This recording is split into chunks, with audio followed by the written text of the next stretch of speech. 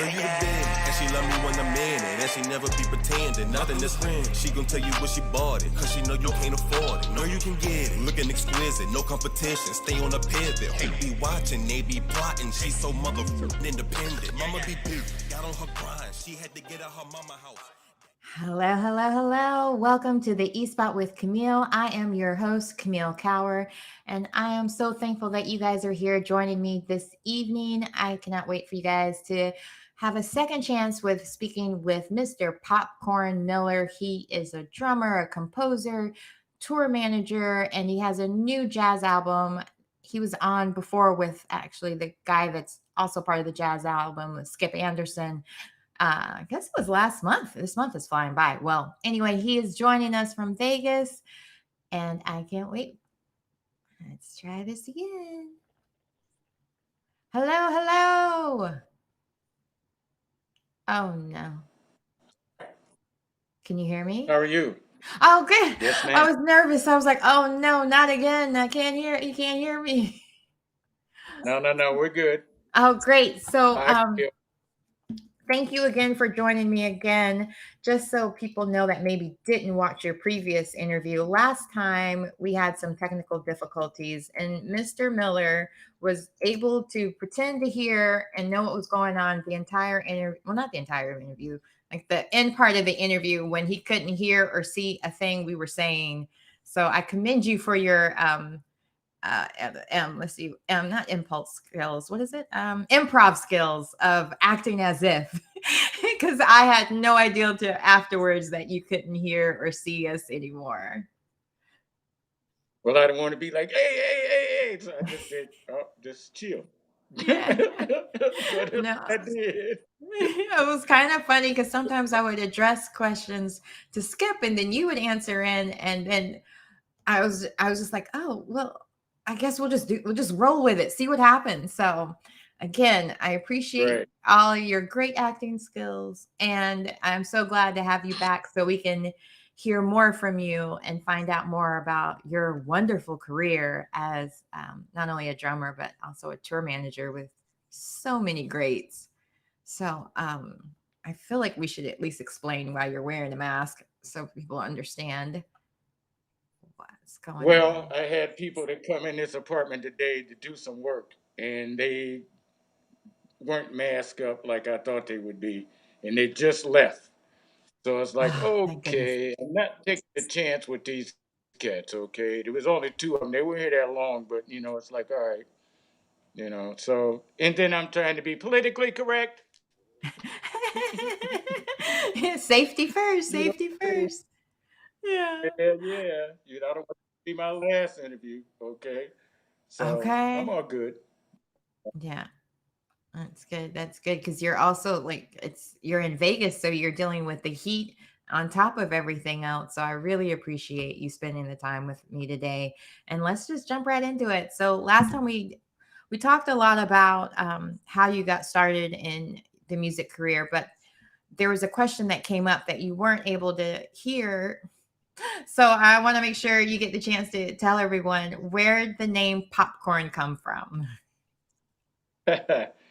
It came, I grew up in Ohio, and there was a young lady that I knew that was older than me, and I used to be friends with her brothers. I'm still friends with them, and she told me one day I looked like I weighed about as much as a kernel of popcorn. So she started calling me popcorn. Then her brother started calling me popcorn. Then the neighborhood started calling me popcorn. So it's like, well, guess that's it. So I just took it. And then when I became a drummer, I used it as my professional name. And Okay. so I've had it forever. Yeah. So that's Yeah, it. there was questions about that, and I was like, I think it's because of his size. Because I remember you told me, but at the same time, I was like, I know it's not what you think it would be. It's not because he jumps around a lot, like like Oh, popcorn does. So, and then Skip was like, I think it's because he was in the military and maybe a colonel. So well, there was a lot of theories that you didn't hear. yeah.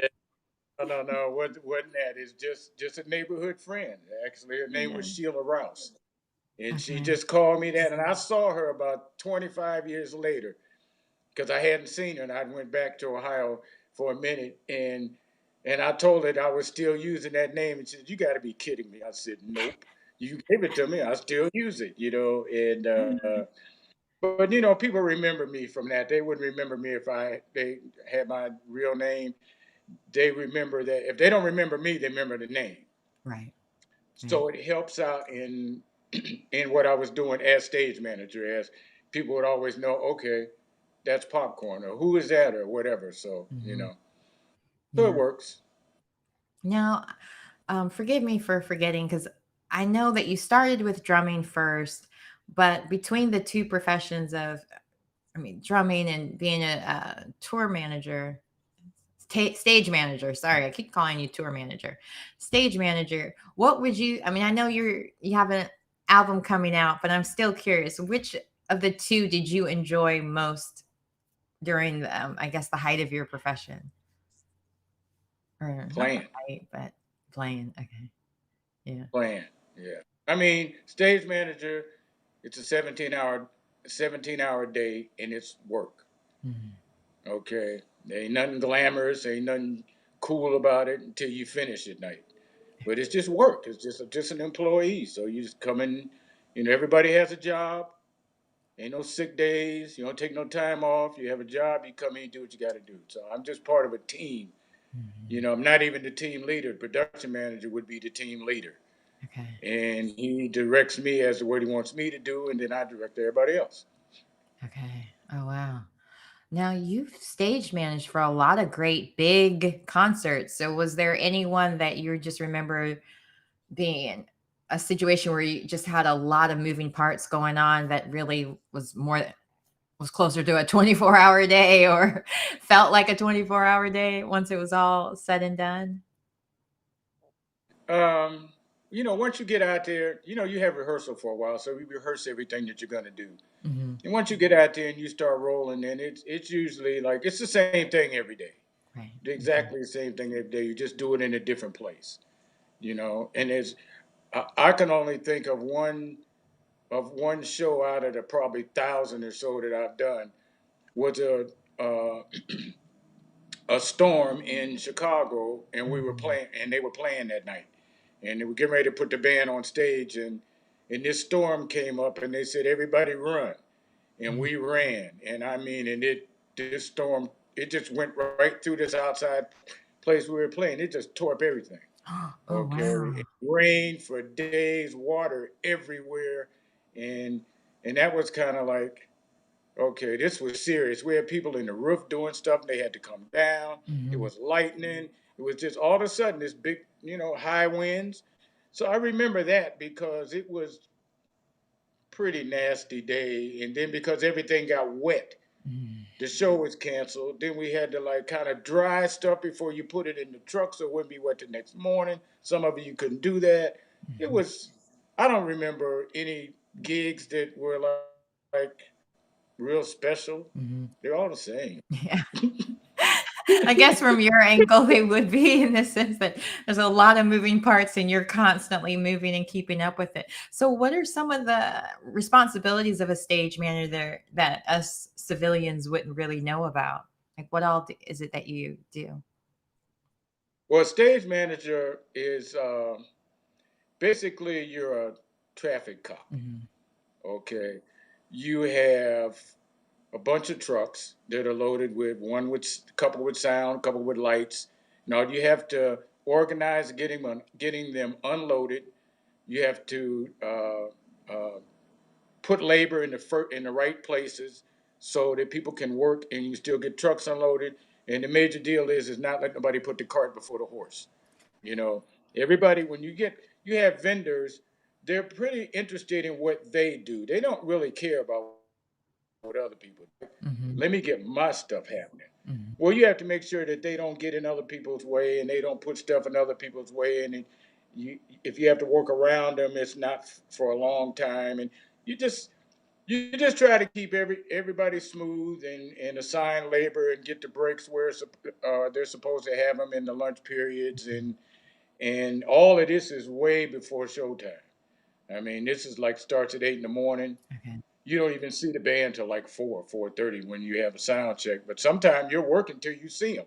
Sometimes you're not. It depends on the building. If the building is conducive to what you do, then maybe you're done working by 2 o'clock. If it's a hard building, a hard load in, the trucks are a long way away, it's a long push, Mhm. then maybe you're just getting to where you want to be at 4 o'clock.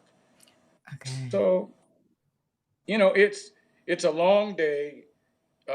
Once you get the sound checks happening, after that, then they open the doors and let the people in. You do the show, and then you have to reverse it and get it all out of the building. Mm. So if you have 10 trucks of stuff coming in, you got 10 trucks of stuff going out. Mhm. Only thing is coming in, it might take you 5 or 6 hours.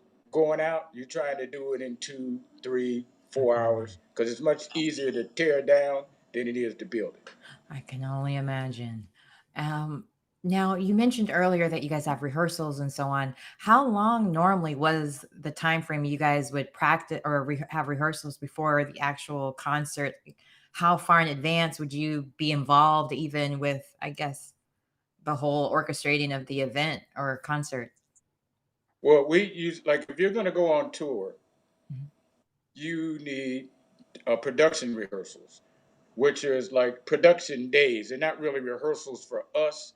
They're where you get everything in, everything is coming from all the vendors, and they have to make it fit for what you're trying to do. And you have 2 or 3 days for light programming, for video programming. So maybe you get a week or so before you even see the band Okay. to get all of that stuff in place so that when they come in, then they'll make whatever adjustments they got to make, and then now you have rehearsals that involve the band. And but it's hard to go out there and not rehearse it because it's just you leave too many things to chance. Right. So Right. you really want to have it 99% dialed in when you leave and Hmm. say, okay, we're going to do this. And if you play the same kind of buildings every day, like if you're going to tour and it's an arena, it's basically the same thing every day. Right. It's a flat floor, it's a stage, it's a loading dock, it's electricity, it's labor. But if you play a theater one day, a stadium the next day, an arena the next day, Yeah. somebody's backyard the next day, then then you have to make adjustments. Yeah. Okay. And maybe you can't bring in the whole show. Maybe the place is not big enough to bring all of your lights. So somebody you have to Mm. sacrifice, okay, well, we're not going to be able to do that tomorrow. And we have to do less of this or, it just depends, Hmm. you know. Hmm. But it's not as a mundane thing like, oh, you just get used to it and do it. No, because you don't, especially as a stage manager, because it's always going to change. Maybe your labor's not there, maybe the stage is not in the right position, Mm. and all of that stuff. The production manager, which for Earth, Wind, and Fire, his name is Tony Bullock, very, very good at what he does. He makes everything cool for me, so when I get there, I already know what's going on. He's, Yeah. production manager. They do all the advanced work. They talk to all the buildings. They let everybody know we're coming. This is what we're bringing. This is Hmm. what we need from you. This is what time we'll be here. All that. And then when I get there, it's just like, okay, I'm so and so, so and so. How many guys do I have here today? What time is your lunch breaks? And then you start the day. You know. Okay. So I Mhm. mean, it's after a while, it's just a regular gig. You start around 7:30, 7:30 in the morning. You should be in the building for 8 o'clock load in, and then maybe you're there till 1, maybe 2, Mm. maybe 3. Then you go to Man. sleep on the bus and you wake up 4 hours later and you do it again someplace else. I mean, I'm just curious, just from the outside looking in, how did you sustain that schedule? Like, what was your s- I know they say musicians keep like vampire hours, but how are you able to have some type of normalcy or schedule with that, with just constantly moving to different locations, different time zones, even, and just, or different countries and different languages? What were some of the challenges and how were you able to kind of deal with that schedule? you get used to it, and your body gets used to it. Mhm. You know, I sleep better on a bus and an airplane than I do at home. Oh, So wow. that's I go to bed on the bus, I'm sleeping 5 minutes. On the airplane, I'm asleep for the plane takeoff, and I ain't waking up till we land.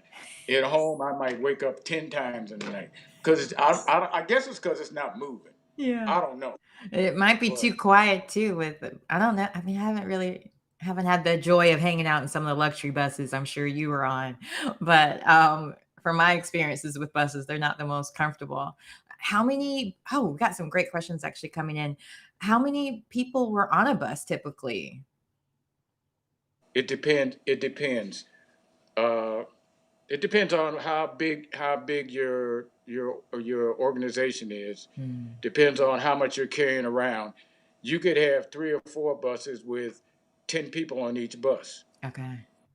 You could have 2 buses with 6 people on each bus or Okay. 8 people on each bus. Hmm. It just depends on what you're doing because uh, you're only sleeping on them. They're only transportation to get you from one place to the other. So, if you have 30 people on the crew, you might have 12 people on 2 buses and 8 people on 6 people on another bus, or 8 people, 10 and 10. The production manager, he tries to work it out, whereas the people that have to be in there first are probably on the first bus. Okay. And then as the day goes on, you have other departments that come in, and their lighting guys always ride together, sound guys ride together, production people ride together, backline guys ride with usually the production people. So sometimes you don't know. You hope that it's only 6 or 8 people, so you'd have a lot of room, and Hmm. you could stretch out. But if it's 12, it's what it is. Yeah. Yeah. I've been on a bus with 20 people. Mm. Bus made it 348 miles and fell apart. Oh They had to bring us no. another bus. Oh, we were like stuck like duck. Okay, we had it was like miserable. It was one bus leaving L.A. and the artist was on the bus, the background singers were on the bus, the band was on the bus, at least 8 or 9 crew members were on the bus, Yeah. and the equipment. The bus shows up with equipment from a band that hadn't paid it. So all the bays where you would put your stuff were full of band gear equipment. So the stuff had to go up in the bus. So people were laying in the aisles. They were sleeping in chairs. I know there had to have been 21 of us on that bus. Mm. We made it to Kingman, Arizona, and the pressure plate on the bus just blew up. Oh So my gosh. uh, they flew the next morning to do the gig, and I stayed with the bus because we still had stuff on the bus. Right, right. So I stayed with the bus. They took them like a day or two to fix the bus, and then I rode on to which was Chicago with them on the bus. Okay. And then we got to Chicago, and then they had a new bus. But Okay. you never know, Yeah. you know. Well, Bernard has another great question. How do you make things happen when you perform in an arena today, theater tomorrow? How do you package your gear, or do you take it all in the building and just figure it out inside, I guess? No, you. Well, usually, like which they're not usually, but with Earth, Wind and Fire, they're very, very organized. The production manager makes everything organized. We get in town. If the show's the next day, he arranges for us to go over to the building the day before, and we look at the building. Even if we've Okay. been there before, we Okay. look at it and just see where I'm going to put stuff, where I'm going to put spare stuff, where I'm going to put empty stuff, how many trucks can stay on the dock. You do all of that usually the day before. Okay. Okay, if you can't do it the day before, when you walk in the building that day, then that's the first things you do is figure out, okay, well, I'm gonna unload 10 trucks of stuff. Where am I gonna put it? Mm. Okay, and then you don't want to have stuff out there that you don't need yet. So you have to do it in order. And I kind of like having 2 or 3 things done at the same time. Like Hmm. they're putting lights up, but they're also hanging sound. They're maybe building the set. There's a whole lot of things are going on at the same time. Yeah. So um, Mm. it's a challenge, but it's all mental. It's basically on the production manager and stage manager when you change all the buildings, because he makes all of the necessary stuff to make it easier for us. And then I physically try to do what he's planned for us to get in there and do it. Sometimes you have to change. Sometimes you get in buildings and it's wintertime or summertime, and the basketball floors are stacked up in the places you would usually store stuff. Now there's a basketball floor in that space, Okay. so there's all kinds of stuff. Yeah, So I was. it's an everyday deal. Okay, where am I going to put empties? That's always my first question. Where can I store stuff? Yeah. Your last resort is to put it back in the truck, to Okay. empty. What you don't want to do, but you figure the trucks are 53 feet long. Three Mm-hmm. trucks, that's 150 feet of space. So if you know that you can't put it in the building and it makes sense, then maybe try to put it on a loading dock, or you try to put it on the first couple trucks that are going to be loaded first at night, so you Okay. get the stuff. It's just you get used to it. Yeah. Right. You walk in and you say, okay, well, I can't do this, I can't do that, we can't do this, we can't do that, or oh wow, this is cool, we can do everything, dump it. Yeah. I was thinking, in March, I had interviewed our local director here for our arena, and our arena is a hockey stadium as well. And he was talking about how quickly he would have to sometimes turn over an ice floor to a basketball court to a concert that night, or maybe it was a Disney on Ice situation. And then there was I don't remember everything, but now hearing it from your side, it's like, oh, like that sounds like a lot of moving parts, but at the same time, a lot of adrenaline, I'm sure, goes with it as well, where you're just like, it's fun fitting the puzzle pieces as they need be to get the show on the road, as they say, I guess. But that's so cool. That's what the stuff that happens in the building we have nothing to do with. Right. I mean, they gotta put in a floor, they gotta build a stage, that's on them. Okay. They already had been told, here's what we want. We come in, we want the stage already built, and then we'll do what we got to do. But as far as them changing, we're in places where, they're taking up the regular floor because there's ice underneath it, and there's a hockey rehearsal the next morning. Mm-hmm. Or they put down a basketball floor because the basketball team is coming up early to rehearse or to practice or whatever. But that doesn't have anything to do with us. No. That's a building deal. Y'all do that. Yeah. We just need labor. We need a flat, clean floor. We need a stage. We need electricity. We need whatever we need, and we need dressing rooms, and we need all that. And you know, and it's okay. Yeah. After I didn't start out being a stage manager, Right. I didn't know the difference between a forklift and a shackle when I first went on the road. Well, if it makes you feel any better, I still Shackle don't. about that big, a forklift you drive. Okay. I didn't Okay. know. Yeah. Well, that's a good question. Now, So do you normally have to check your own gear, or is that part of the stage manager's job too, to have all your gear ready for you on stage as well? well, bands have technicians. Okay. They have band gear guys. A guy that do guitars, a guy that do drums, a guy that do keyboards or something. Mm-hmm. You have all different people that they come in and do that. I don't physically have to do anything. I do because people work better with you than they work for you. Mm-hmm. So I always be like, if I need four people, I'll be that fourth person Okay. because then I can control what's going on. Yeah. I can control how we move it, where we put it, and then I got my eye on where these people are because people will disappear on you. You look up and say, well, what happened? Why you only got 5 guys? Well, I don't know, 3 guys left. Then you go looking for them. They're outside smoking. Uh, then you have to read them. You read them. I mean, you don't read them to riot act at first. You just, yo, man, we need you inside. Okay. Yeah. Then they go.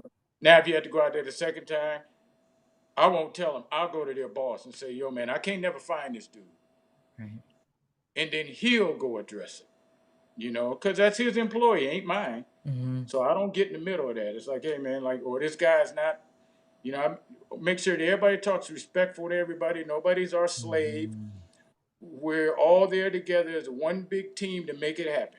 Right. And if you talk nice to people and you talk respectful to people, they'll they'll be glad to do what you got to do. But if you talk nasty to them and you got an attitude, then they'll stay away from you. Right. You Yeah, know, that makes means sense. you don't So, get the job done yeah. like you.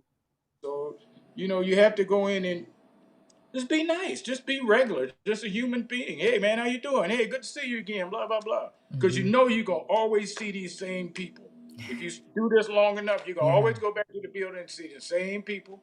All right. And if they were happy to see you when they saw you last time, they'll be happy to see you this time. No, it's funny. What like I don't know if you remember him because you travel so much with so many different bands, but Rob Douglas, he's the director here at PNC. He's from Detroit originally. He's like 6'7" black guy, and he was like telling me how Earth, Wind, and Fire was one of like how meticulous and perfect they would be. Like he remembers that with working with them at PNC. So they Yeah. definitely remember the good ones for sure. Well, you also represent the artists. Hmm. We're the first people to walk in the building that actually represent the artists. Hmm. So you have to keep that in mind too. If you're working for a legendary band, you don't want at the end of the day they'll say, "Oh, the band was good, but the crew sucked." You Right. don't want them to say that. You don't want them to say, "Oh man, we had all kind of problems with those guys," and blah blah. You don't want that. All you want them to say is, "Hey man, we had a great day. See you next time." Hmm. That's all you want. Hmm. You don't want any more than that. And they'll come in and because if they know that you know what you're doing, they know they're not going to come in. Stagehands hate to do something twice because you don't know what you're doing. Yeah. So you tell them to do it one way, one thing, and then you got to come back and say, "Oh no, guys, no, we got to move those 9,000 things over here now." Hmm. They don't like that. Give them some direction. They're there to work. They're there to help you, okay? But they want to help you if you know what you're doing. If you don't know what you're doing, then they're gonna like, listen, man, we really don't want to work with this guy, And Understandable. but it's all a team thing, and if people understand that, when you go in buildings, it's just a job. It's Hmm. just you're doing it every day in a different place. Right. Well, I'm curious since you've worked in it as a drummer as well as a stage manager for so long, what were some of the biggest changes you've seen over the decades as far as whether it's the concert or just how music was performed? What were some of the things that maybe even made your job easier as time progressed? Or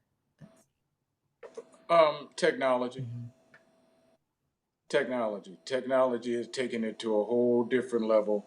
Some things you have to learn over. You have to Mhm. learn new stuff because it doesn't work like that anymore. Yeah, yeah. It's just technology. Technology has come in, and before you could get guys and just set up your equipment and plug it in and cool. Now they got to know more about it than you. They got to know how to fix it. They got to know how to do this. They got to know everything. So when the artist comes in and he says, "Well, man, I want this kind of sound," then they know how to get it. Hmm. Okay, and most artists and don't stay up with the technology. The techs really have to stay up with the technology Okay. so that they know. Oh well, hey man, well I got this brand new piece, man. Oh yeah, I saw that. Yeah, I know. I've been on YouTube with that. Yeah, okay, yeah, I know how it goes. Yeah, I know. Yeah, yeah, or whatever. So I would say technology is the biggest change in the last 10 years. I can agree with Probably that. in the last 20 years. Cell phones number one. Mm-hmm. Because I don't know if it's the same for music industry, but on set, people always had on walkie talkies and headsets and so on. And now it's just iPhones or whatever smart device they text and or even use the walkie talkie app, I guess, on that to make it even quicker. But it was just funny just even seeing that difference because you didn't have to carry such a heavy battery device anymore. And so And I hated radios, and everybody knows that I hated radios. yeah, yeah. I mean, they're necessary, but I hated radios. And my boss used to tell me, say, "Where your radio?" It's in my box. Put your radio on, man. Put your radio on. I'm like, Yeah. okay. And I hated it, but it's because I'd rather walk. You walk all day. I walk everywhere. I'm watching what everybody's doing. If somebody has a problem, I'm a you don't have to call me on the radio. Just say my name. I'm gonna be close by. I'm gonna Okay. hear you. Yeah, So yeah. I just walk, watch stuff. If I see stuff going sideways, yo, we're not doing that. I need to put the stuff over here today. Mm-hmm. Or it's just, or, but it ain't always what I say. It's like I go to them, hey man, listen, we got a little problem. What do you want to do? What do you guys say? How you want to solve it? Mm-hmm. Hey, because we're all there together. It isn't like, Mm-hmm. oh man, you better do what he says. No, it's like we're doing it together. What works for you? If that works for me, fine. Okay. If it doesn't work for me, then let's come up with something else. It may not work for me because there's something happening later that they're not looking at, and I'm looking at. I'm looking at the Mm-hmm. whole picture. They're looking at what they do, Right. but Right. they expect me to know what the whole picture is. And when it's like you said, like a puzzle. And then when Mm-hmm. it comes time to put it together, then I'm not hee-hawing around and not sure. And it's like, okay, people come to you, they want an answer. They Mm-hmm. don't want, well, man, I don't know. They want an answer. They Right. take their time to come and ask you something. They want to walk away with an answer. Yep. Maybe it ain't the answer they want, but they want an answer. Mm-hmm. So I just tried to do that uh, and make it to the next day. Mm-hmm. Mm-hmm. The language is the biggest problem when you leave the country Okay. because you have countries where people speak English, where they do speak English and they know it, but they'll tell you that they don't because they figure they'll do less work if they don't know the language. Right. And Ah, we would go some places and I'd get an interpreter, okay, okay. because I needed people to know something, and I needed me to be able to hear me saying it, Mm-hmm. okay. So I'd have to get an interpreter and say, okay, tell them to do so and so. A lot of them, I'd always get a woman in Europe Okay. because Europeans don't like women telling them what to do. European men. I'm sorry, Europe. Oh. So I would always get a lady to do it. So I said, tell them, go over there and tell them guys, I said, to move that over so and so. And she would go tell them, and they would look at her, and then I walk over there and I'd be like, excuse me. Oh, I Okay. And love it. Yeah. they hated it, and I knew they hated it, so I would do it every time I got the chance to do it. I would do it, okay, and just not a power trip, just like what? No, y'all gonna listen to Equality. her, Yeah. okay? Maybe she works with y'all every day, but today she's in charge, Ah, okay? yeah, yeah. And it used to crack me up. I mean, she wouldn't do anything that I didn't say do, but if I want people to do something and I don't speak Italian and they act like they don't understand English, well, I need somebody to tell them in Italian. Right, right. Then sometimes you run into people that speak stagehands that speak English and Italian. If they don't know or the other language, then they would tell whoever it is that oh, I tell them, don't worry about it. Mm-hmm. But I would say language and technology. Yeah. Language is probably the roughest if you leave the country. If you're in the U.S., it ain't an issue. Right, right. When you're in South America or you in Asia or Russia or Europe or Mm-hmm. somewhere, Mm-hmm. sometimes English ain't the language, Right? No, but you got to get the job done. So absolutely. Now, I had Tremont Williams on, and he was telling about an incident where I can't remember which artist he was working with, but they were overseas, and because of all the different tariffs and so on, they weren't allowed. Said they had to rent the equipment from the arena or something like that, and it wasn't anything remotely close to what they were used to working with. Has there ever been an incident, something similar like that, that's ever happened with you guys? Or with any of your concerts you worked on? well, you usually, unless you're a major group, you usually don't take your equipment out Hmm. of the country unless they don't have what you want. Okay. But the production manager makes sure that they have everything before you even weeks before. He Okay. calls and gives them an equipment list. This is what we want. No substitutes. If you can't do it, call us. Let us know. Mm.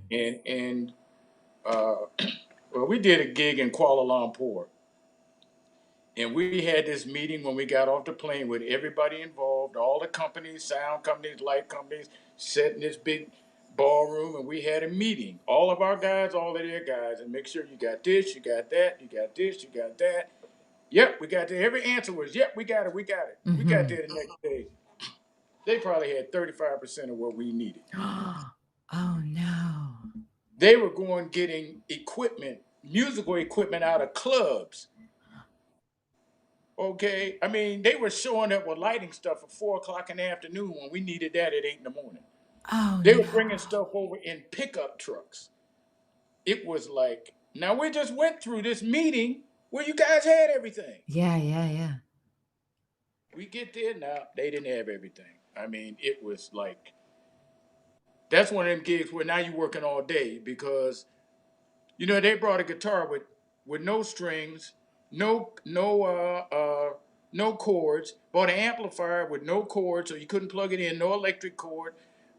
They bring drums, but they're all different colors, all different kinds of drums. They ain't even the same drums.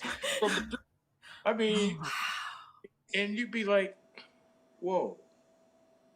Because a lot of times you don't have time to get your stuff from one place to another. right. You're in Okay. Kuala Lumpur one day and Bangkok the next day. Unless you have a private plane, you're probably not going to get your stuff there by 8 o'clock in the morning. So you have to get rental gear.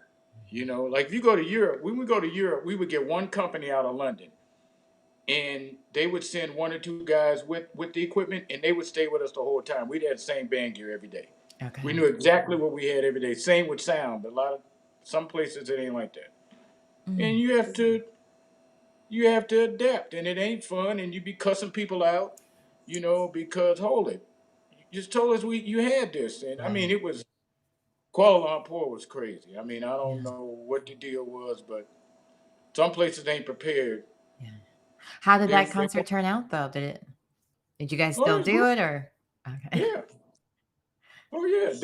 The people didn't know Right. that that it was as jacked up as it was. They didn't know, but Yeah. I mean the musicians, they get up there, they're gonna do it. They're gonna do what they're supposed to do. And the people will leave and they're happy and the guys have put on a great show, and the reward for the crew guys is the performance that the band gives. If your band is great and they go out there and they kill, that's what you want. That's why you worked all day for them to do that. But if you work for a band and they're sloppy and it's crazy and they don't do it good, and you can't wait for them to finish, you'd be like, oh wow. Yeah. I don't know because I think you said you had worked on with Luther Vandross. You had the opportunity to like Michael Jackson. Maybe he was performing at the same time or some event where you guys were working together, if I remember correctly. Is that right? No, we never did a gig together. He might have came to one of the shows. Okay. We were out of the country, but we never worked together. Okay. Okay. I had a friend of mine named Benny Collins, which is a well-known production manager. Well, he had me asked me to work Michael's rehearsals one time in L.A. because they were in L.A. Yeah. But I worked for him. I didn't do anything with the show with anybody. Okay. My deal was he needed me to do stuff for him, and that's what I was doing. Okay. We didn't have nothing to do with stage manager, nothing like that. Well, I know you're kind of new to social media, but there's a video of Michael Jackson going around, or I think it's been a couple of years now, but where he is performing, and I guess the music was looping, and so he keeps saying Benny, maybe not Benny, but now that you said that name, I think he said Ben, but he's like Ben has no job. And he started singing the lyrics to it's like job gone and stuff. Like it's really funny. I don't know if you ever seen it. I'll have to try to find it to send it to you because I Yeah. cracked up because I was like, oh, what a horrible moment to mess up on the king of pop live. And he's like pretty much saying in the lyrics, maybe the guest didn't know, but I didn't know if you had ever had even a situation like that or if you, Well, yeah, it's all electronic. yeah. Electronic, anything can happen. Mm-hmm. It can work perfect for 4 hours and just stop. Right. Okay. So I mean, it's you're at the mercy of electronics a lot of times. Mhm. Mhm. You might have done everything correctly, but for some reason that piece of gear just got a problem. Anything. Yeah. So if he had a problem, he might have said Benny because he knew Benny was. If he called Benny's name, whatever's going to happen was going to get fixed. Whatever was going on. If he called somebody else, maybe not. Yeah, But almost positive. called I Benny. remember thinking, oh, like his pet mouse was Ben. And so I just remember that's why I'm thinking Uh, it was Ben, but it might not have been. Or it could have been Benny. if he said Benny, then it would have been Benny Collins. And believe me, whatever was going on, I'm sure it didn't go on long. Yeah, yeah. Because Benny hired all the best. He hired all the best people. Yeah. Their job is for it to be correct. Like Luther. Luther didn't even want a wrinkle in the curtain. Mm, No. He wanted the music perfect. He wanted the wardrobe perfect. He wanted everything that had to do with his show perfect. And no excuses. right. None of that I'll tell you one time in particular. Luther would only he would only have maybe 2 times in an hour and a half show where he could take water. So I'd have his water in a certain spot, and maybe it's a tea and maybe a water or a towel. It was tea and a towel, and I'd have it in a certain spot every night. And he'd get to a certain point in the song, and there'd be a little longer break. Maybe Nat has a little longer intro with keys or something, and he'd walk over in the dark, grab it, hit the tea, blah blah blah. So one day the show started, and I looked up and I didn't have the tea out there. I was like, oh. Oh, I said, okay. So I can't walk out there. That's out the question. yeah. So I got the tea and the towel and I crawled underneath the stage on my hands and knees, all the way up underneath the set. Mm, And I got all the way up underneath in the front, and then I reached over the top of the set and set the tea and the towel there. And then I crawled back, and I was all dirty and everything. yeah. And he had already seen that it wasn't there because he don't miss nothing. He Ah, already saw that it wasn't there. yeah. Okay. But when it was time for him to turn around and go back there and do that, he turned around and it was there. And he looked over at me and smiled. Cause he know, I know that that's his only time to take a sip of whatever it is he wants, if it's tea or water. Yeah. And if he doesn't get it, then maybe it affects the next song he's gonna sing. I don't Mhm. know. All Mhm. I know is my gig is they had that out there. And the show started and they rolling. And I was like, oh, I forgot the tea. So now that we know Luther Vandross' secret weapon is his tea breaks, what was his tea of choice? Do you remember? Because I didn't make it. The wardrobe Oh, guy. okay. Yeah. No, the You're just wardrobe like, guy. Yeah. okay. I was like, I didn't know if there was like a special voice warming tea that he was using, but we'll have to find the wardrobe person then. Yeah. I mean, Yeah. he would sing like maybe 45 or 50 minutes. Mm-hmm. Okay. And then, I mean, of course, you're singing, the throat may be dry. Yeah. So he would take a sip. He wouldn't stand back there and drink it like it. No, he would take No, a I know. sip, wipe his face with the towel, turn around and go back out. Mm, And he might do it twice, depending on the song. Now, if he mm, has a wardrobe change, then he could do that in the quick change. But if he doesn't want to leave the stage, then he wants it there, but he don't want it.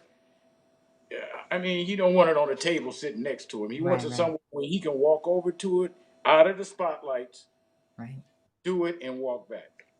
right. But Such a he taught. professional. I learned more with him than anybody because Mm, he was the kind of guy, he knew everything about his show. mm, He knew how he wanted the lights to look. He knew how he wanted the sound to be. He knew how he wanted the stage to be. He knew how he wanted the choreography. He knew everything. It wasn't like, oh, he just come and sing and he leave that to somebody else. No, he mm, knew it all. mm. And he Wow. made sure that it was all done. Okay. Yeah. Yeah. So what you didn't want was him to walk out and say, hey man, what's that? Well, why is that like that? Yeah.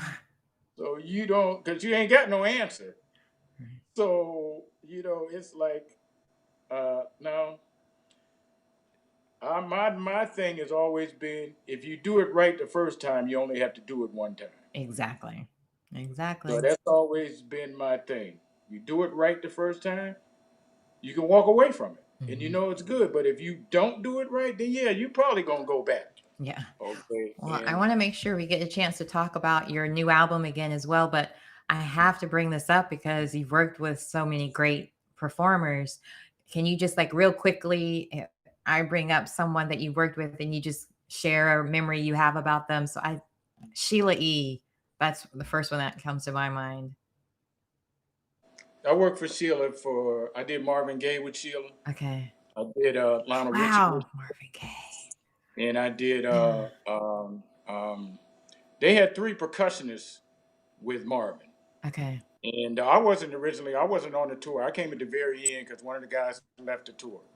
Okay. So uh, I my job was to deal with these three percussion players, and she was one of them.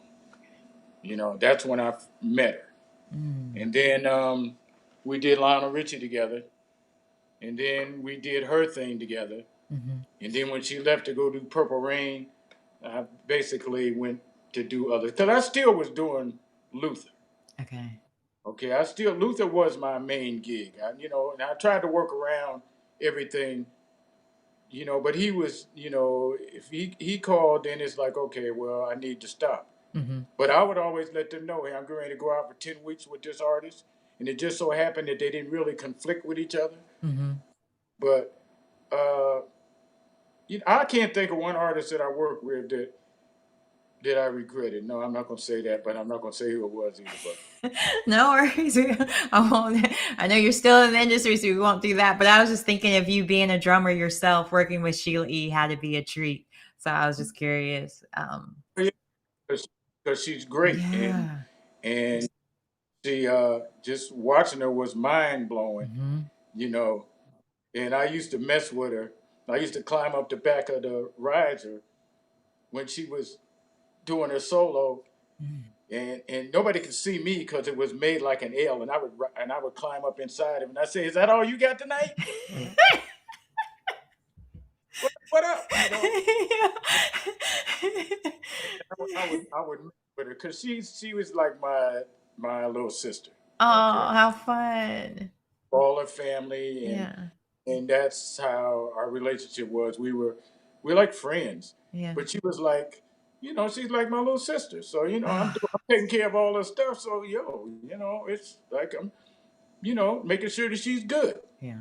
You know, but I had a good time with her. And we're still friends. Hmm. But I went on to do other stuff, and she went on to do other stuff, and I've seen her a few times, but not that many. Yeah.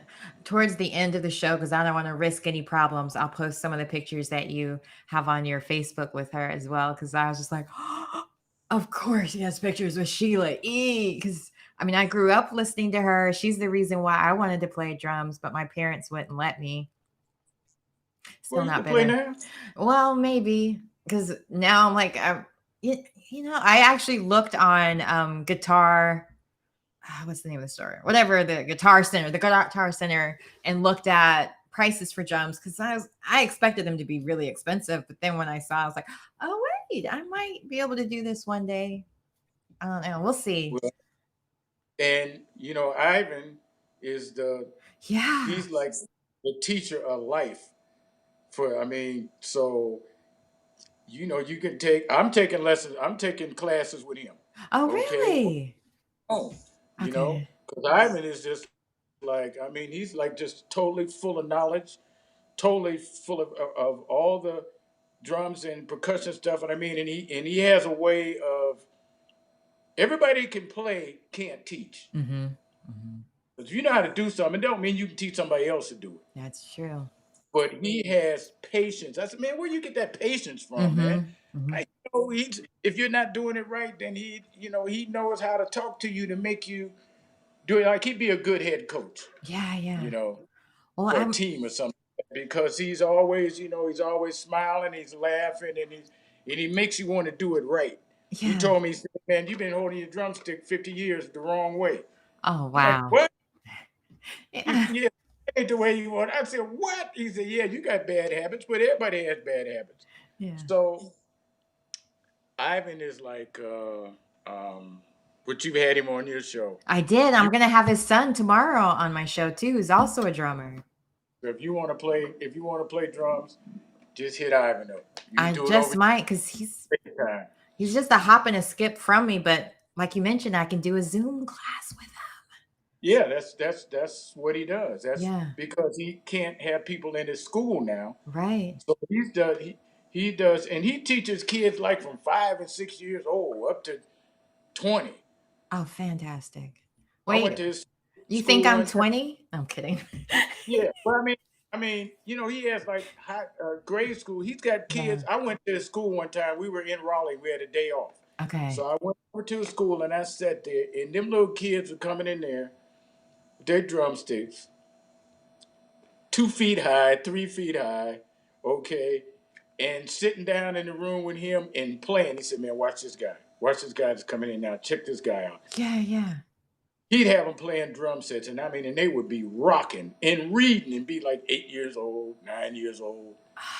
And I've sat out there and I talk with their parents, because their parents bring them and stay for, it's only a 30-minute session, and they'd be Right. like, "Man, my son is so excited. All he does is play. This is what he does all the time, period." Oh, wow. And because, you want to play, but, you have to learn the right way. And the right way is to really go to school somewhere, get some kind of instruction. You can learn it on your own. A lot of people learn it on your own, but you're limited. Yeah, my mom is in the comments. So she's like, what parent would not let you? Well, the thing was, we moved around so much that they kind of like talked me out of it, because like, you can't take your drum set with you. I went to 26 different schools. So I ended up going with a flute and the viola, because it was a lot easier to travel with. So, but I wanted to do drums. And then my dad he had a Congo set. So I would play with that. And I can't think of the name now, but it's like the smaller version of Congos. They had bongos. They had that and the thumb pianos and different things. So I played with those as a kid, but I never had like formal education in it. So my daughter, at one point, she was interested in it. And I just happened to see this really fancy drum machine. It wasn't Roland, but it was some name that I knew was good for electrical equipment. So I got it for her because it was like $15 or something. And she seemed to be really into it, and I would play with it as well. And of course I was like, yay, if she takes lessons, maybe I'll learn too, right? And then finally middle school comes around. She's been talking about drums or flute, because of course, I can't think of the Lizzo, with her being a flute player, we were both kind of like, oh, I used to play the flute and talking and so on. So then she was like, I think I'll do the flute instead. I was like, kind of like, do you really? But why not the drums? But needless to say, she decided that she didn't want to do either, because you kind of had to decide. If you went with band, that's all you got. And the band teacher didn't really rub her the right way. Other people were letting her know that he can be a little, or maybe it was even a she, I don't remember, but can be a yeller. And she was like, nope, not interested anymore. So maybe we'll try again now that we're virtually learning anyway. I think a lot of musicians probably start out with one instrument, and maybe they really stick with it, and then maybe there's like, well, that's not really, I like it, but I'd rather do that. And they change, and maybe they go to something else. I think a lot of musicians do that. Maybe they play what's around them. If they grow up in a musical family, then maybe that's what you play. And if you don't grow up in a musical family, then maybe you have friends that do it. If you really want to do that, but I'm sure there's a whole lot of people that never played at all, and could probably be another Miles Davis if they had. Right. But they weren't in a position to do it, and they didn't. Maybe they were doing something else. Well, I was talking to my niece. Well, she's technically my cousin, but she's so much younger than me. I call her my niece. And she was telling me her school's area, their budget lost like $400,000, and they cut all art programs except, and I think band, they cut, of course, because they can't afford the instruments and so on. And I was just like, wow, that's so tough. Because I mean, they had band. I went to the same school for a little while, or at least lived in the same county, and we had band there. I don't remember. Oh, I took theater. So now I remember. I'm like, oh yeah, I was in all the plays. So I took theater there instead. But I was curious. It's sad if you don't get exposed to it in school. That might be your only option to even get to learn about instruments or play instruments. I mean, I was lucky that my mom was a piano player. I think all of my aunts and uncles actually play the piano. So it was like a requirement. I took piano first. It didn't stick. Little did we know I was dyslexic, so that probably had a lot to do with it. But with the flute and with viola, I would just learn to play it by ear because I couldn't really read music because of my dyslexia, which I didn't know that was why at the time, because I wasn't told like until my college year that I had it. But so I was like, I feel like drums I could possibly still do and be dyslexic and not be an issue. I'll have to look into that. But there's ways now to find a way. Yeah. I'm telling you, Ivan. Yeah. Okay. I'm gonna have to look into it. I mean, he's the only person I know that has a school and does that.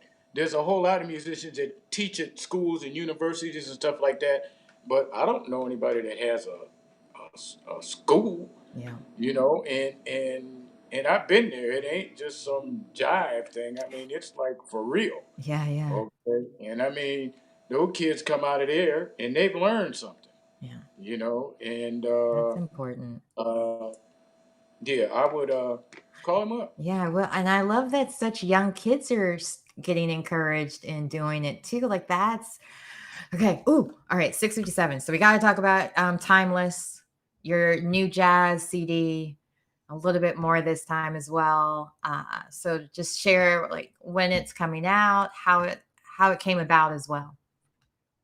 Well, me and Skip have been friends since Luther. Okay, we're both from Ohio, and he was a jazz drummer and a jazz organist before he started, doing R&B and stuff like that. So when we met back in '82, I told him what I did. He told me what he did before then, and we said, oh yeah, man, we ought to do a record one day. Yeah, well, after 15 years being with Luther, I left and went someplace else. And I would talk to him, but we wouldn't see each other. So then I decided that I wanted to do a record, and I saved the money, and I called him and asked him if he would help me because I knew he knew how to do it, and I didn't. So he said yes. So we picked out some songs, and we decided to go in and try to do them. And they came out pretty good. We did 5 songs. We had planned to do more, but time and money was in the way. Okay. So we're getting some action from it now. It's never been on the charts, but I did have it on a music exposure review kind of like chart where you send them your songs and they play it and people can listen to them and they can comment on them and we had like 65,000 plays in a year. Wow. So that's 1,000 a week. Yeah. So I was like, well, maybe we should do something. Yeah. Maybe, I mean, and this was just last year. Mm-hmm. So I was like, well, let me see what we can do. Maybe we can put it out somewhere. So my attempt was to put it on this smooth jazz station. They wouldn't take it because they said it wasn't smooth jazz. It was straight ahead jazz. It wasn't smooth jazz. Their jocks wouldn't play it. You had to go to a real jazz station to do it.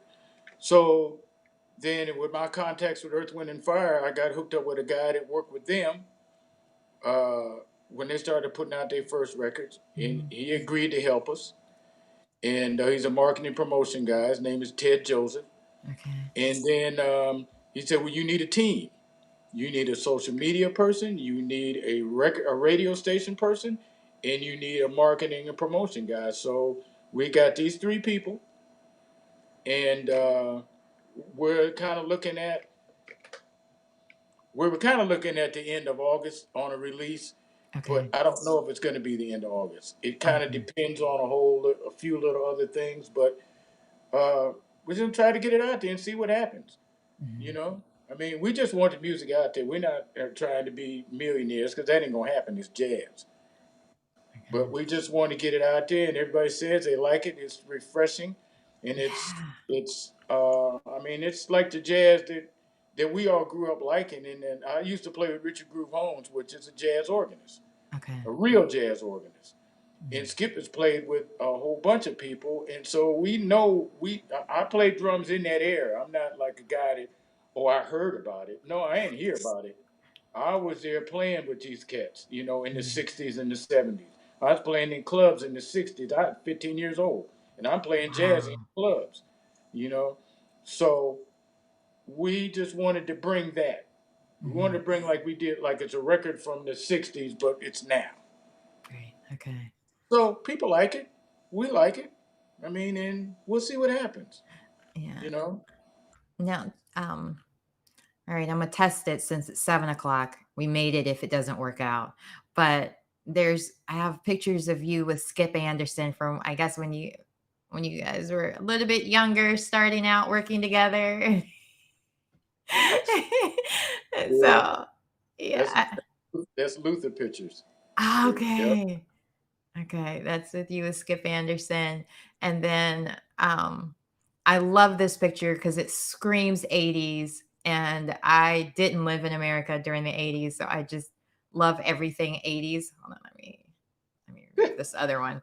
The hair alone, like I was on the phone with you when I first saw it, so I was like, oh wow, it's the Pointer Sisters, but you're like, nope, that's the backup singers for Luther Right. Vandross. And so, but that, I mean, wow, just the costumes, the hair. Uh. You're still there. It's Yeah. just I was showing it Yes. bigger. Okay. Yeah. They. Uh.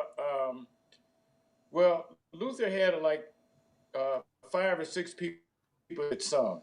Some Okay. people were on stage. Some people were not on stage. Hmm. They were still right there with everybody. But when he started doing the end around, where it was just him on a round stage, then everybody sat in the pit, and the Okay. girls would go up, and there was also Kevin Owens, and these are just three. This had to have been in like maybe 90 or something like that. Oh, Okay, I but said he 80. had, he had the ladies that he started out singing with when I was with him in '82 when he first started touring were different from these ladies, and then the one in the middle, Alpha, she was Chic's lead singer.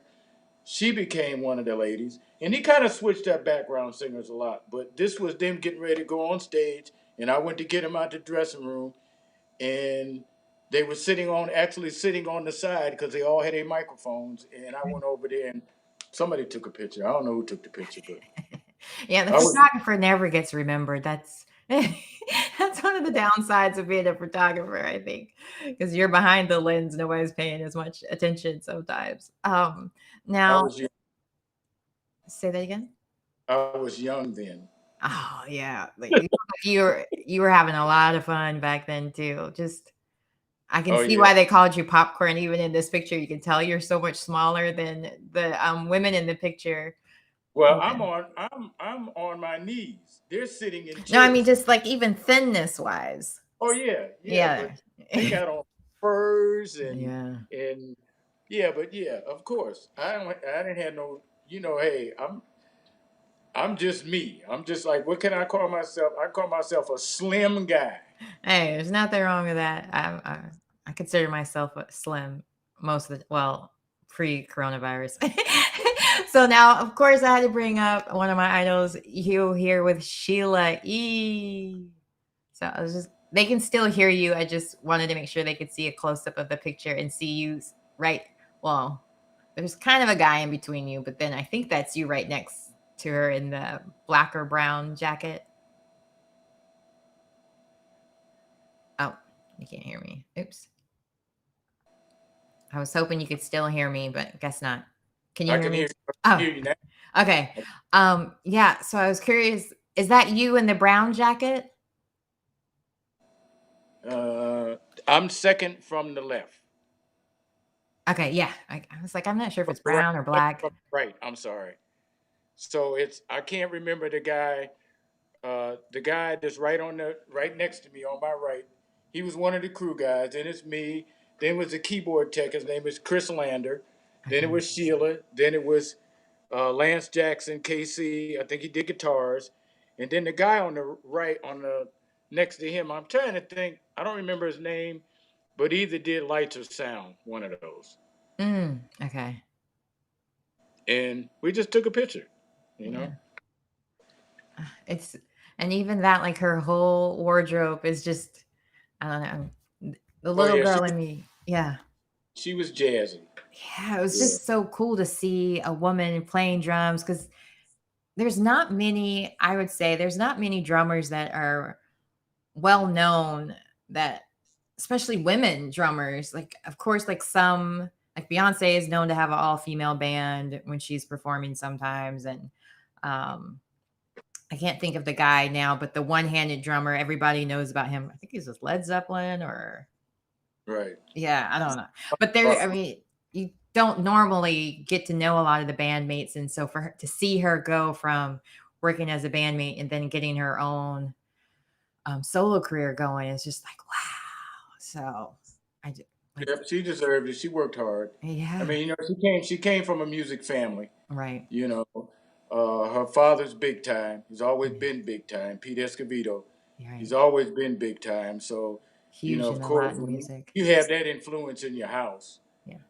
and you have groups like Azteca and Santana and stuff like that rehearsing in your house, and you're a kid and you're growing up, and it's all right there in front of you. You Mm-hmm. know, I think it's easier for you to pick up and say, "Well, I want to do that," and you're seeing it, and it's pros that are showing you. It's just not Right. a garage band. These are pros. So, she learned all the right stuff, and she can play. Mm-hmm. She can play, and And she can sing. she plays a drum set as good as she plays percussion. I Mhm. mean, because she plays percussion, she's really I don't know if I could say she's really a percussionist Mhm. because she plays timbales and congas and bongos and all of that very well. But she Mhm. also plays drums, Mhm. you know. But she's and she plays guitar and bass and probably piano and Oh sings. wow. Yeah, she do everything. Of course. Wow. So impressive. Even more impressive. And of course, there's you getting perform or not performing, recording your album for Timeless. Yep. Yeah. So I again this has been fun for me to go down memory lane with you with your pictures and even someone in my mom is saying great photos. So I was glad that Oh, you great. told me about that you had posted some pictures and I could steal some to Right. include for today. So I was like, oh, how do you choose? And I was scared to choose too many because I wanted to, I thought I downloaded and I kept looking for it and I didn't want to look distracted while you were talking, but I thought I had downloaded the one with you and the guy from Earth, Wind, and Fire, Verdine and Carnell and them, but I guess I just saved the website of it and yeah, it did not go well. So, Yeah, because I put that picture up. We went to Myron McKinley, who's their keyboard player, band okay. leader. He's got his own CD out, so he had a CD release party, and we went. Oh, You know, fun. so the lady that you saw in the picture, her name is Marie. She's the one that did the booklet. She's the one that does all the artwork. Okay, Okay. she does movies. She is a fabulous photographer. So she came and uh, um, one of my real good friends, Melvin, came. Me and him Mhm. went together, and then Carnell came, and then Berdine was already there. So we just all sat together, Oh, you fun. know. Oh, that's so neat. But I don't Yeah. usually socialize with artists. I don't. That's one of my things I don't do. Yeah. You know, when you see me, you're paying me. I hear Okay. that. That's a I'm not. yeah. I'm not trying to. I ain't going to hang out. Yeah. I mean, it just goes for every artist I'd never worked for. I don't. I ain't trying to hang out. I ain't trying to be your friend. I ain't trying to call you all this. Nope. I ain't doing that. Okay. I'm an Yeah. employee. Okay. You know. What made And you we, create that boundary was Like, did you notice it was just safer for your career or for your job, or just yeah? Because people think, oh, you're getting good with the artist. No, it ain't about that. Because Mm-hmm. they ain't hire you for that. They hire you to do something. They want you to do that. They don't want you all up in their face, skinning and grinning all the time. They don't want Mm-hmm. that. Mm-hmm. You know. I mean, they Mm-hmm. want to, be able to talk to you and have regular conversations with you like a human being, but they don't want you all up. Want to take pictures all the time and all that. They ain't trying to do that. Oh, well, now it's like that's all people seem to do is have selfies after selfie. And I'm still weird about selfie. I don't know. I like taking pictures on set if I'm allowed, of course. If anything, I like the rap party is where I'll take pictures because everybody's having a good time, fun. And it's not necessarily the Right. stars that I'm like the people I worked with more so that nobody would really know other unless they became famous, I guess. But it's more about just the memories because sometimes that's the only proof you have if you end up on the on that editing floor when it comes to Right. Right. acting anyway. But I have more pictures of other people than I have on myself. Right. Period. Yeah. Right. And me too. A lot of pictures that I had people sent to me that they took. I was like, oh Oh well, I yeah. didn't even know you took that picture. But I just, I mean, I like all the artists that I've ever worked with. It's just I just think on a professional tip. I mean, if you work at a bank, you ain't hanging out at the bank manager's house. Mm-mm. You see him at work when Mhm. you ain't at work. Okay, well, listen. Okay, I'll see you next time. I always just thought it was better to stay in my lane, Yeah. Yeah. do what my job is, you know. Now, just one last question. It's 7:12. So thank you for everyone that's still staying with us or hanging tough with us. Wait, wait. But you worked with also these performers that had a large following of females as well, whether it was Luther Vandross or with New Kids on the Block. Like, I just remember back in the day, like it was craziness, almost to the same level, I guess, Michael Jackson in a way. What was that like for you working around that? Or did you even have to deal with any of that drama of people trying to sneak in to meet the artist or different things of that nature? Well, I don't do security, and I make it a Right. point that I don't do security. No, I know, but I mean, I just don't have I don't have yeah. anything to do with that. But like we would get to buildings with new kids, and we might arrive at 4 o'clock in the morning, and there's 7,000 girls in the parking lot, thinking when we pull up on the 10 buses we have, they think the new kids are on those buses. Right. And they're hollering and screaming, and they're not on the buses. Now Mhm. there's police out there then because there's so many, and this would happen in every city. If they found out what hotel you was in, they're all around the hotel. I mean, it was just, and it'd be little kids and their moms, and they would be so loud during the show you couldn't even sometimes hear the music. Mm, And I had never been around. I've been around adults. I hadn't been around kids. okay.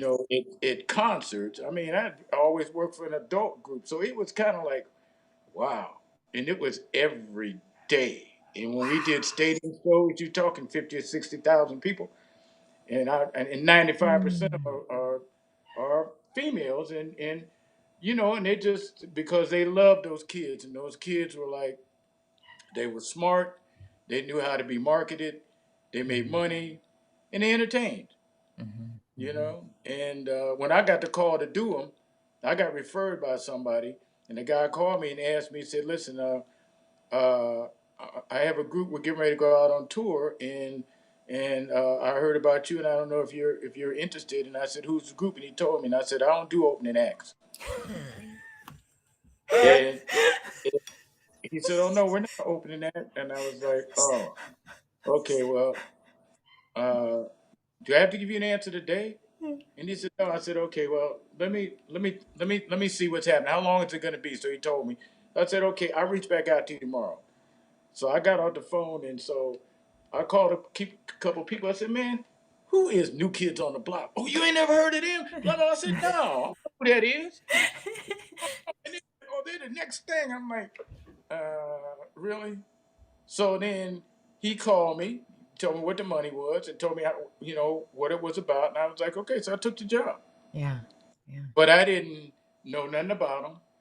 not a thing. Okay, and we all became friends because I worked together. I didn't hang out with them, but Yeah, yeah. you know, and you know, I mean, they were cool to work with. I mean, Mhm. it was just like I had never seen an audience like that No. before. Okay. Yeah.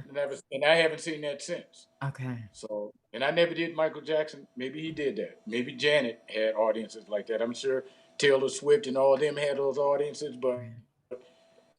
coming from R&B, Hmm.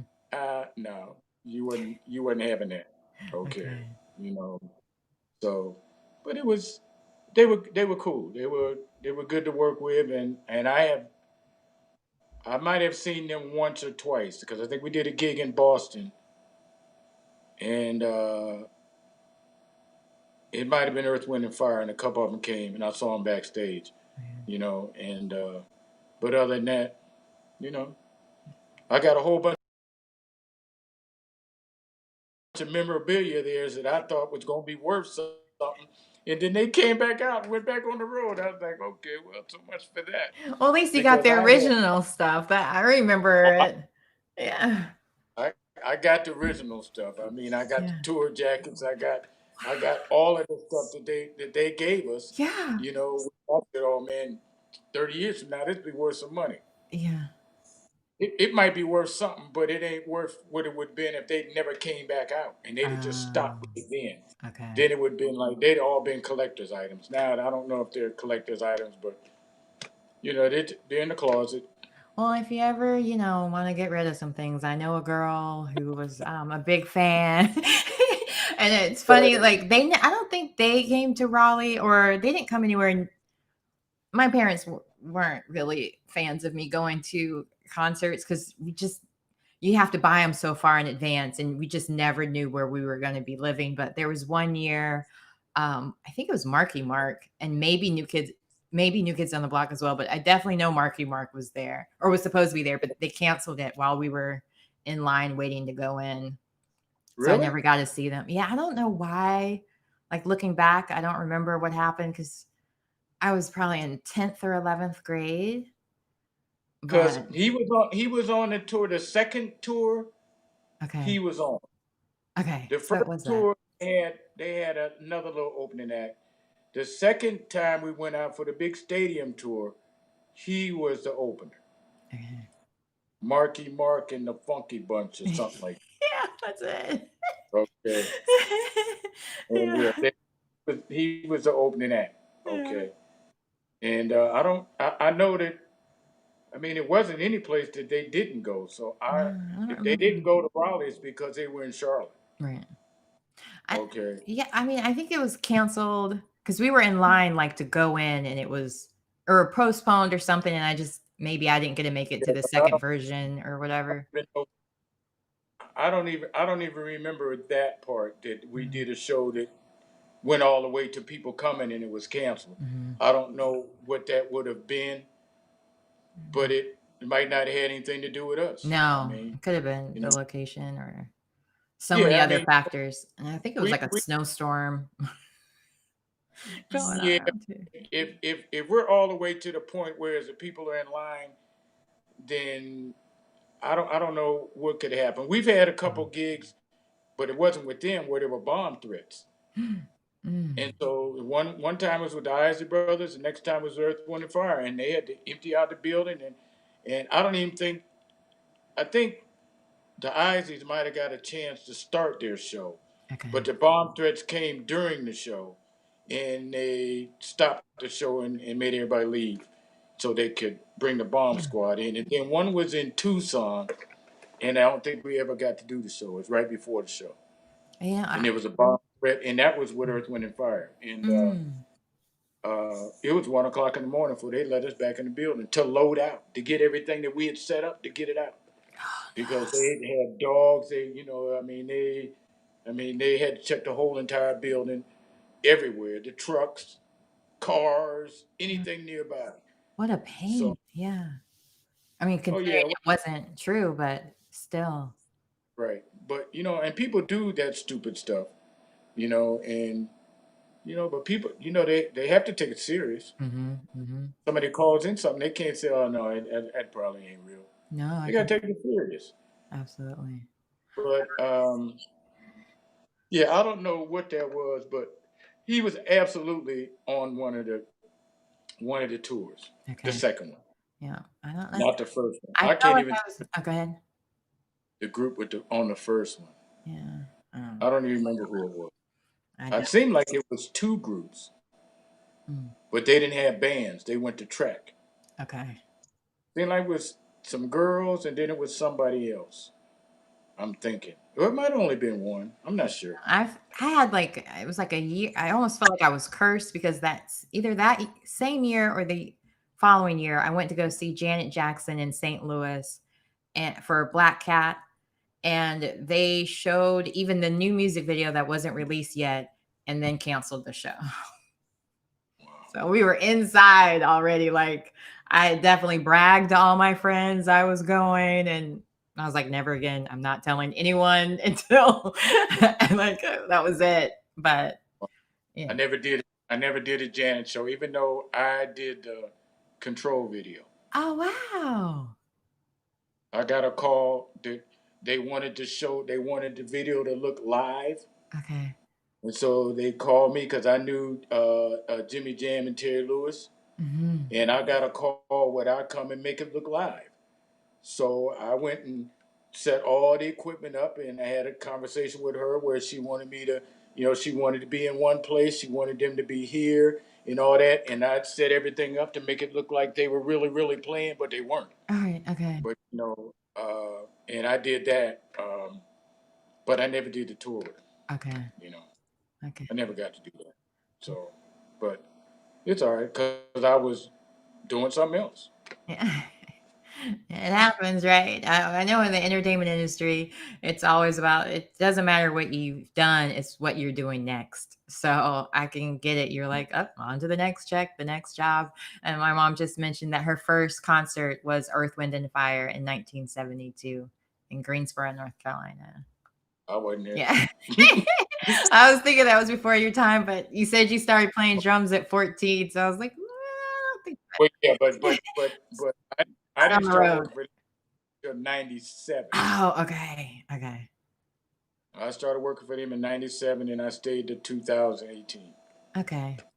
You know, but yeah, I didn't. Matter of fact, I didn't even know nothing about them. I had never even seen them live Mhm. when I started working for them. Oh, wow. Well, I haven't I had ever never seen even them seen them. live. I might have seen them on TV, but Yeah, same. I never saw them. You Me. know, uh, and so that was different. But Mhm. wow, Well, again, I thank you so much for your time with me today and going a little bit over time so I could ask more questions for my own curious nature about some of my favorite singers and performers, and just knowing you were there to give that insight. It was a real treat for me. I really appreciate you doing this again with me today. oh well, thank you for having me here again. I mean, I know we had those technical problems before, but I didn't think he was going to call me back right away. Say, whoa, because I know I was just sitting there for probably a half hour like this. And I had no clue. That's why I was like, oh, Yeah, I was mortified once you told me that because I was like, I gotta make this up to you because I mean, I yeah. didn't want you to have a bad experience with me. So, No, I didn't have one. I knew because of technology, and I know mhm. that's what technology does, and it does it on all levels. And So it isn't like you didn't have your thing together. It's just technology, and sometimes it'll just take that time. Okay, well, I think I'm not going to work now. mm-hmm, mm-hmm. And even like today, before you came on, I was telling you we were having issues where you kind of look buffered. It's funny, after a while, you went completely as if you were right next to me almost. And then for like a second, you would be buffered. And then you were right back to normal. I was like, I'm never going to do all that again, making people move around. I'm thinking because No. you just let it sit sometimes, it'll work its way out too. Yeah, it's okay. I mean, it's your show, so you know how you want it to be. I'm like, how many times have I done this? Twice. So I'm like talking about new kid on the block. Oh yeah, that's me. Okay, yeah, I'm trying to figure this all out. So I'm like, okay, they said you got to do this. for this record comes out. I'm like, okay. Well, So you're gonna get Skip too, right? well, I mean, I guess I can have him back again. You guys let me know when your radio, I'm not your radio, when your album is officially out so we can do it again with both of you guys. Maybe technology will be better then again. Yeah, I mean, but we this was good, and when I'm doing it on an iPad too, not a computer, because on my computer's all locked up with Pro Tools. Oh, So uh, maybe by then I'll have that one freed up, or I have another one. wow. Yeah. Well, But it's such a pleasure. You're gonna have fun with IRG tomorrow. I'm looking forward to it, especially with having a dad. I had his dad on, and I have him, and at some point I'll have his other brother on as well, who also plays drums. I'm just so fascinated by all of that. It's family that works in the same industry doing the same thing. Like that's just really cool. They all work. Hmm. I Hmm. mean, they all work. So I mean, they all work, Hmm. which is good. But he sets such a good example. Yeah. And so with him and his career, all they do is look at him and say, "I want to do that," Yeah. Yeah. and he just showed them how to do it. Hmm. So it's like they came in working, Hmm. which was good. Hmm. So yeah, but you should be a student of his for sure. Yeah. I'm gonna look into it. I really think I'm gonna just wait and see. You and your daughter do it together. Then you only got to buy one set of drums. Exactly. And she'll think it's hers. I'll just have to find a way to do it quietly so she doesn't try to take it away from me. But anyway, again, thank you so much for spending this extra time with me today. And I really appreciate it so much. It was such a joy. And make sure you guys go out and check out their album, Timeless, as soon as it comes out. I'll definitely post the links whenever it is, whether it's the end of August or push back a little bit more, because we're definitely starving for new music, new movies, new TV shows. Like we're starting to run out of the internet, I think. Yeah, there's nothing. I think I've seen every Perry Mason, every Twilight Zone. I didn't see every one. Okay, so stuff I don't even watch, I'm watching now. Yeah, yeah, yeah. Same. Yeah, this is the this is the time to get something out. You know, we'll see what happens.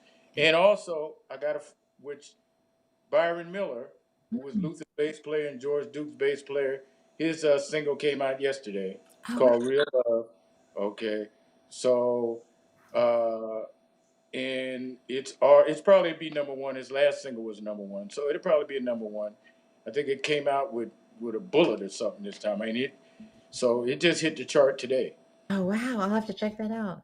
Yeah, you have to just Google Byron Miller. He's got a history for days. Okay. History Okay, in 4 days. Is that what you said? all that George Duke stuff, Dookie stick and all that. That's all him. Oh, wow. That's Okay. all Byron. I'm gonna Okay, have to check it so out. and then he spent 10 or 12 years with Luther. You Okay. know, Oh, wow. so yeah, and his record is out now. You know, and uh, I just want to say one thing. Uh-huh. The saxophone player, whose name is George Harper Jr., Yeah. on the CD passed away last year. Oh, okay.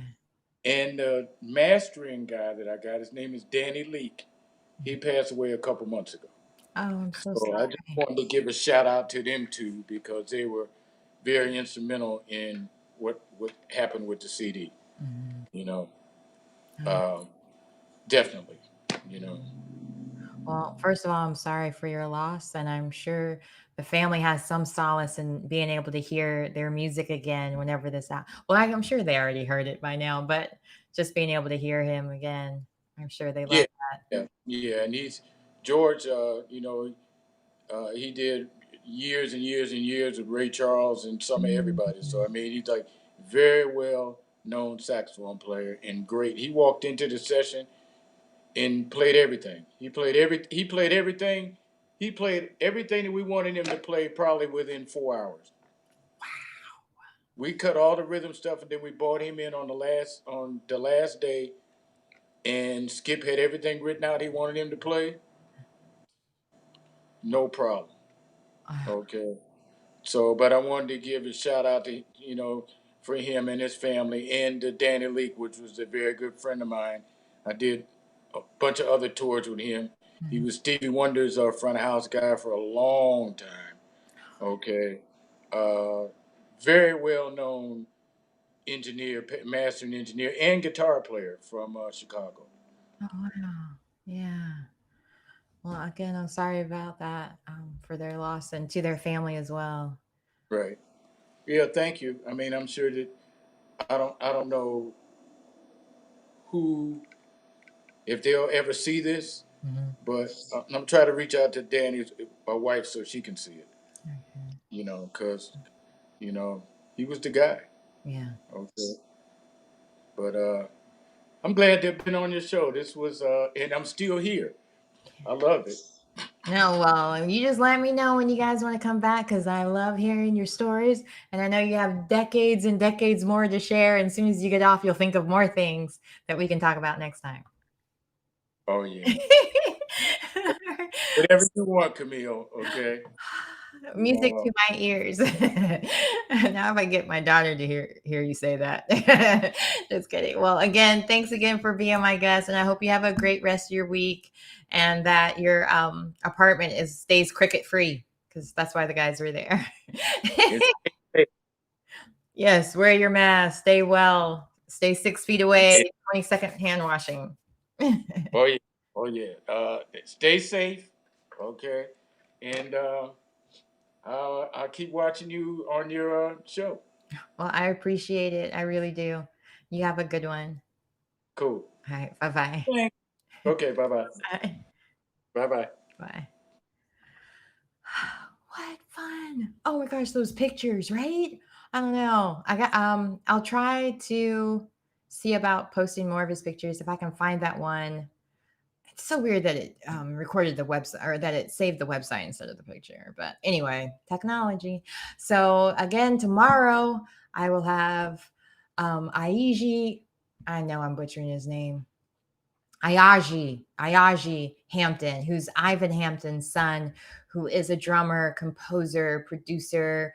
He's worked with Macy Gray. He's currently with John Legend. He's toured and recorded with tons of other people. He's also an instructor as well.